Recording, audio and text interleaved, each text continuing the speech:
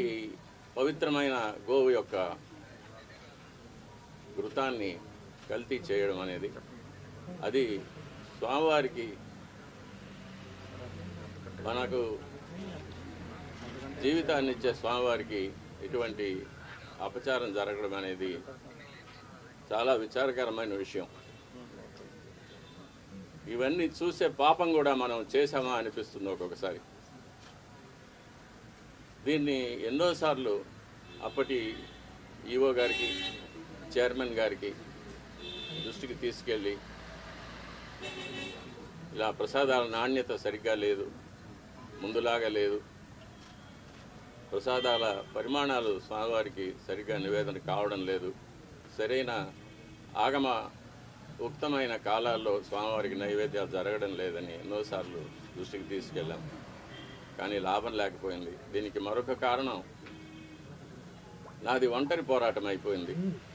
నాకు ఈ విషయాల్లో సహకరించేదానికి నా తోటి అర్చకులు ఎవరూ కూడా వారి వారి వ్యక్తిగత కారణాల వల్ల ముందుకు రాలేదు. ప్రధాన పరిచారకులైన వాళ్ళు రాలేదు. కాబట్టి ఇది ఈ 5 ఏళ్ళు నిరభ్యంతరంగా ఈ మహాపాపం జరిగిపోయింది.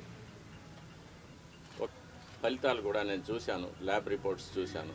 ఇందులో కూడా వెజిటబుల్ ఫ్యాటు, అనిమల్ ఫ్యాటు, జంతువుల యొక్క కొవ్వు పదార్థం, స్థావరాల యొక్క జంగమాల యొక్క కొవ్వు పదార్థాలు కలిసినట్టుగా ల్యాబ్ రిపోర్టును చూశాను. పరిశుద్ధమైన ఆవు పాలతో తయారు చేసిన నెయ్యిలో అది స్థావరమైనా కానీ జంగమమైనా కానీ కొవ్వు పదార్థాలు కలవడానికి వీలు లేదు. అది ఇంప్యూరిటీస్ కింద లెక్క వస్తుంది. అభ్యంతరాలు ఎవరు పట్టించుకోలేదు స్వామి. ఎన్నోసార్లు ఇది దృష్టికి తీసుకువచ్చాను, ఈవో గారి దృష్టికి, చైర్మన్ గారి దృష్టికి, కానీ ఎవరు దీన్ని పట్టించుకోలేదు. కాబట్టి అది అలాగే జరుగుతూనే వచ్చింది.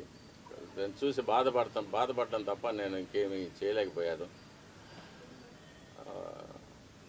దీనివల్ల నేను చాలా ఇబ్బందులు పడాల్సి వచ్చింది. అయినా పర్వాలేదు, మా స్వామి కోసం నేను ఇది చేస్తున్నాను. మా స్వామి తృప్తిగా నైవేద్యాలు స్వీకరించి ప్రసన్నుడుగా ఉండి భక్తులను అనుగ్రహిస్తే అంతే చాలు. నా ఇబ్బందులు అది నాకు దాని గురించి నాకు ఎటువంటి కష్టం లేదు. నేను గత ప్రభుత్వం నా పైన చేసిన కొన్ని కోర్టు కేసుల వల్ల నేను ఆలయానికి దూరంగా ఉండవలసి వచ్చింది. అంటే ప్రధాన అర్చక పదవికి దూరంగా ఉండవలసి వచ్చింది. నేను ప్రధాన అర్చకుడిగా చేయవలసిన నా కార్యక్రమాలు నేను చేయకుండా నన్ను నిలిపివేశారు.